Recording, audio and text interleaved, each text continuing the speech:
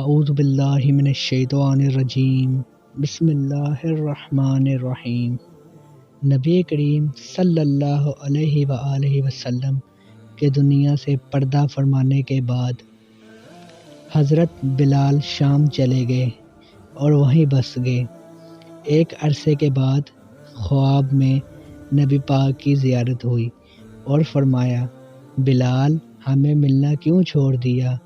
آنکھ کھلتے ہی مدینہ کے لیے روانہ ہو گئے۔ کئی دن کی مسافت کے بعد مدینہ منورہ پہنچے، مسجد میں حاضری دی اور روضہ رسول پر پہنچے، وہیں بے ہوش گر پڑے۔ اہل مدینہ نے کہا، ایک بار وہی اذان سنا دیں۔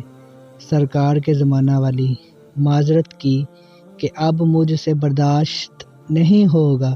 لوگوں نے حسنین کریمین سے کہلوایا، اب انکار ناممکن تھا۔ اذان شروع کی تو اہل مدینہ رو پڑے، دل قابو میں نہ رہے۔